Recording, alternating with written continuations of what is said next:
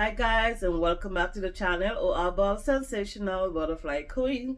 How do you guys love my little hat here today? I'm gonna be wearing this to finish out the rest of Vlogmas because it's like 4 days away now, 3 days, 5 days, 4 days. I don't remember at this point. 4 days before Christmas.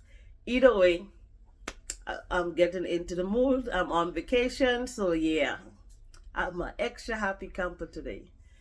So we're just gonna dive right into today's topic, which is shutting down difficult conversations around the holiday seasons. So your bags are all packed, you're going to grandma's house, wherever your family is gathering for this year's festivities. And you know there's gonna be that one aunt and that one uncle, nosy people, even grandma herself. Sometimes your mother or your father's gonna say, so when you gonna get married, or when you gonna have a kid, or when you gonna have another kid?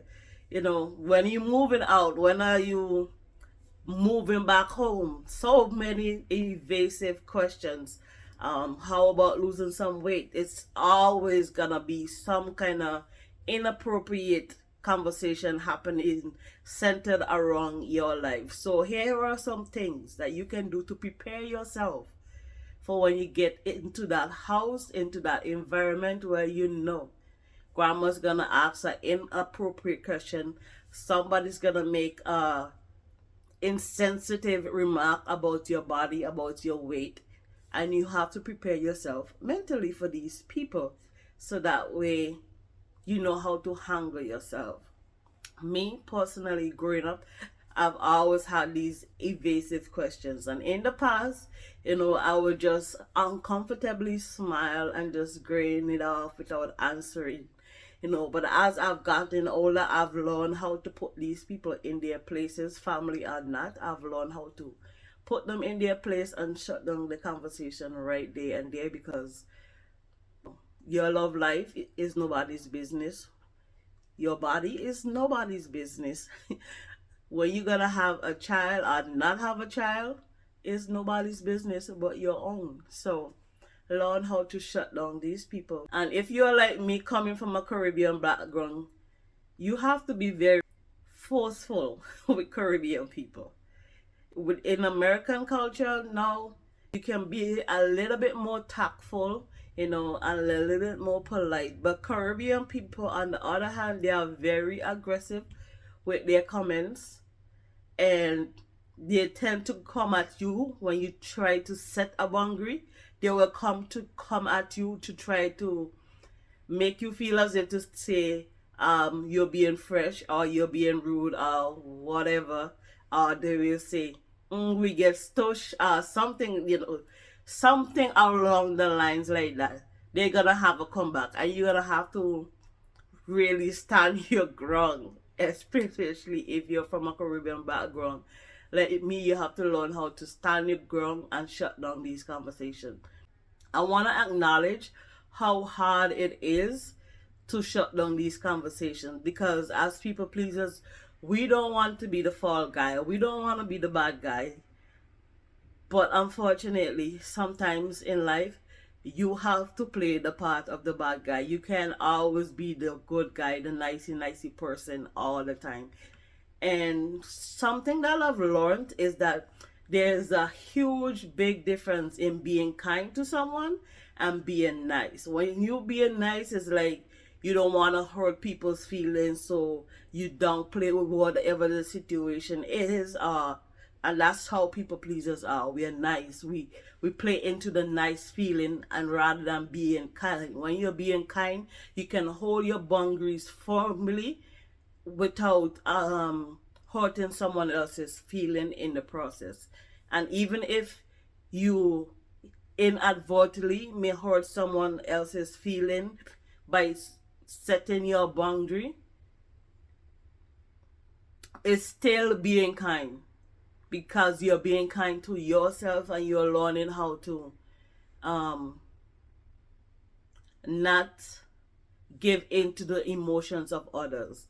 Because sometimes, as much as we may try not to hurt others' feelings, someone's feelings gonna get hurt. And it's the same way with us. As much as our family members may not want to hurt our feelings, sometimes they hurt our feelings by the conversations that they want to have, and we don't want to have those conversations. And they insist, especially when they insist and pushing forward with these conversations. Yes, it can become very emotional at times, especially when you haven't dealt with certain things within yourself, centered around whether your love life, centered around whether or not you can actually have a kid, or whether you want to have a child. I shouldn't say a kid. A kid is a goat. That is something my mother will always say. A kid is a goat. You have child. Human beings have children and child, not kids.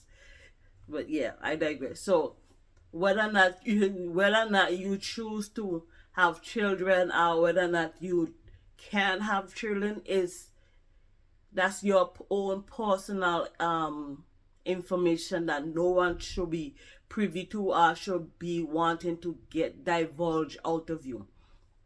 So one way of shutting down these difficult conversation is to redirect the conversation to somewhere else. For example, if someone come and say, I'm sorry, I'm gonna go into my little Caribbean language a little bit because that's how I can best explain it. So the auntie may come to you and she's gonna say, if you get fatter, and immediately, if you're like me, your guard goes up and it goes to 10 immediately, because it's a sore subject for you, because all your life you haven't been skinny, all your life you had bones, you have weight to you. So no, it makes it even more insensitive when someone come and say, hey, you get fatter. Like, ma'am, hello ma'am, I've been fat all my life, what is your problem? Every year is the same issue, every holiday season, every time you see me, it's like you're commenting on the body. Like, what is it about the body? Like, there's some of us that could go on in that one conversation. So in the past, I would have gotten offended and begin to get into my feelings and sulk.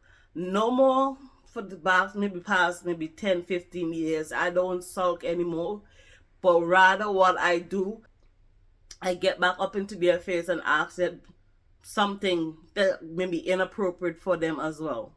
It's not the best way to handle situation, but that's what I did. But I learned now how to redirect the conversation. So when they come and ask and say, hey, you put down a little bit too much weight, whatever the phrasing is, I will redirect it into maybe asking them how was their work, how was work going, how was their family doing, completely avoiding the question. And sometimes it works, sometimes it doesn't.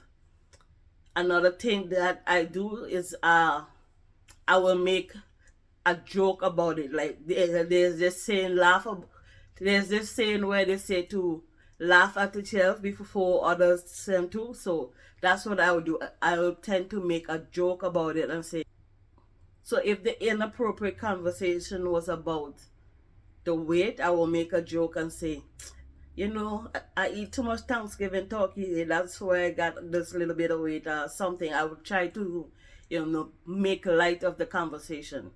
But if that person persists and wanting to be inappropriate, they're just not getting the hit of the humor and the redirection, then I will say, I don't like when you discuss my weight, and if in the future when you see me, don't ask me anything about my weight.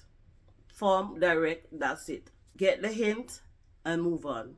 Because there was always an Auntie Karen and there was always an Uncle Ken who just figure that they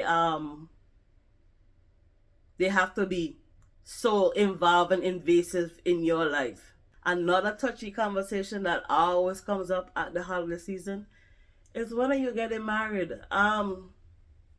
When I find a man, that's when I'm getting married. So I have to go back in my Caribbean phase again, because that's how I answer my family members. So when they say, when you get married, let's say, wanna find a man you have want to give me, that's most majority of the time. Majority of the time, that shuts them down immediately, because if you don't have a man to give him, why you worrying about my love life? Stay out of it. Like, point blank. I don't want. Before, I was just like, kind of like act out, kind of shy, you know. Now, no, I don't do that anymore. When you getting married, you have a man to give me, and immediately that shuts down the conversation for whatever reason. But that part, the love life part, it always shut it down. If you don't have a man to give me, don't ask me about my love life. I don't ask me when I'm having kids either, because I'm not having any kids without a man. So if you want me to have a kids, give me the man, right? So that's how you shut down difficult conversation. You either use humor and you redirect. And for the very pushy ones who just not getting the hint, like the light bulb is not going on in the brain that you're trying to shut down the conversation, for these people, you have to be direct and tell them you're not comfortable and you don't want to discuss it. End of conversation, end of discussion. That's it. So that's my tips for you guys for today on how to shut down the conversation that you know that's gonna come. Oh, before I end, there's another tip that you can use to shut down difficult conversation. You know you're entering your family gatherings and they're gonna ask you all these invasive questions. You have to plan ahead. And one other way of planning ahead is about having someone who's gonna have your back, someone who's gonna be there to basically diffuse the situation if you don't know how to diffuse this. So in this sense, now you may have an uncle, an auntie, even a cousin who's gonna be on your side, or even a sibling who's gonna be on your side to say, leave the girl, stay out the girl business, leave she alone. You understand? So for my American people, I'm saying have someone who's gonna be there to basically be like a buffer in between the pushy auntie and uncle and grandma who wanna come into your business.